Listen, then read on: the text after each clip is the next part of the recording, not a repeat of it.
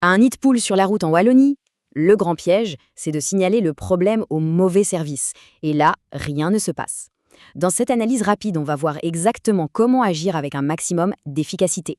On tombe sur un nid de poule et le réflexe naturel, c'est de vouloir le signaler. Mais attention, la vraie question n'est pas juste de savoir où se plaindre, c'est surtout d'identifier qui est réellement responsable de cette portion de route. Parce que oui, énormément de signalements se perdent bêtement dans le mauvais circuit administratif. Résultat, le danger reste là, intact. Alors, voici la règle de base, le petit guide de triage à avoir en tête. C'est strict et super direct. On est sur une route régionale ou une autoroute. On contacte le 1718 ou le SPW, le service public de Wallonie. C'est une voirie communale. On s'adresse à la commune. S'il y a un danger immédiat, on n'hésite pas, on appelle directement le centre Pérex au 0848 400. Et évidemment, en cas d'accident grave, on compose le 112 tout de suite. Mais voilà, le vrai casse-tête en Wallonie, c'est de faire cette distinction cruciale. Est-ce une route régionale ou une voirie communale? C'est littéralement la question décisive. D'un côté, on a le grand réseau régional ou autoroutier géré par le SPV. De l'autre, on a les routes locales, gérées à 100% par les administrations communales. Et c'est logique, contacter l'un pour s'occuper de la route de l'autre, ça ne donne absolument rien. Du coup, comment on fait la différence? Eh bien, l'outil en ligne le plus fiable pour ça, c'est WallonMap. C'est gratuit et super simple. On regarde la carte. Si la route est surlignée en rouge, bingo, c'est le réseau autoroutier. Si c'est en orange, c'est le réseau régional. Dans ces deux cas, c'est le SPW qui gère.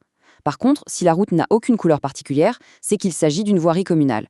Et petite astuce, si on n'a pas accès à Internet sur le moment, il suffit de composer le 1718 pour avoir l'info directement. Bon, imaginons que ce soit bien une voirie communale. Dans ce cas-là, il faut taper à la bonne porte, directement auprès des services de la ville en question.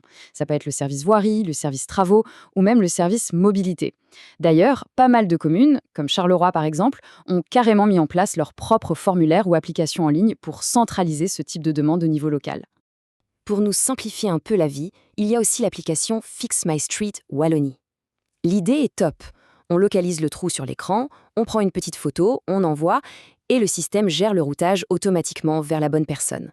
Mais attention, il y a un gros mais. Toutes les communes ne sont pas connectées à cette plateforme. Certaines exigent encore de passer par leur propre circuit interne.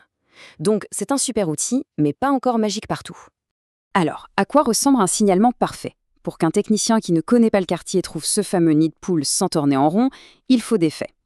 Voici la checklist absolue. Il nous faut le nom de la commune, la rue et un numéro ou un point de repère tout proche. Ensuite, on précise le sens de circulation et de quel côté de la chaussée ça se trouve. On ajoute une photo large pour bien montrer le contexte global et une photo zoomée sur le trou. Pour finir, la date exacte de la découverte et le type de danger que ça représente pour les usagers. Là, le dossier est blindé. Pour bien comprendre, comparons deux approches. Le mauvais signalement, c'est de dire « il y a plein de trous dans la rue ». C'est de l'émotion pure, c'est flou, et pour l'administration, c'est inexploitable. À l'inverse, un bon signalement, c'est clinique. Ça donne ça.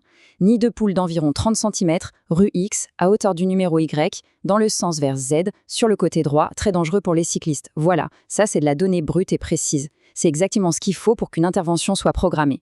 Et ça nous amène à une distinction juridique absolument fondamentale qu'il faut garder en tête. Signaler un nid de poule, c'est juste informer l'administration qu'il y a un souci sur la voirie. C'est tout. Par contre, demander une indemnisation parce qu'une jante a été pliée ou un pneu éclaté, c'est une démarche totalement différente. Ça demande de monter un vrai dossier pour obtenir une réparation financière. L'un n'entraîne pas automatiquement l'autre. En cas de dégâts, la barre est haute pour obtenir réparation. Les preuves à réunir sont très strictes. Il faut d'abord pouvoir prouver que le gestionnaire de la route est responsable. Ensuite, prouver l'existence même du dommage, avec des photos, des devis, des factures. Mais le plus dur, c'est d'établir le fameux lien de causalité directe, c'est-à-dire prouver que c'est bien le passage à cet endroit précis, à ce moment-là, qui a causé les dégâts. Et pour ça, l'heure exacte, des témoignages ou un constat de police sont quasiment indispensables. Du coup, tordons le cou à quelques idées fausses très répandues. Non, la commune ne répare pas tout. Non, le SPW ne gère pas toutes les routes de la région. Fix My Street, on l'a vu, ce n'est pas utilisé partout. Il faut aussi oublier l'idée qu'un simple signalement garantit une indemnisation. Et enfin, pousser un coup de gueule sur les réseaux sociaux, ça défoule peut-être, mais c'est totalement inefficace comparé à une donnée précise envoyée via le bon canal administratif. Finalement, derrière ce qui ressemble à un simple problème de nid de poule se cache quelque chose de beaucoup plus grand. Ça révèle toute la complexité des compétences partagées entre la région et les communes. Ça montre à quel point il est vital de bien documenter les choses et comment les outils numériques transforment la gestion de l'espace public.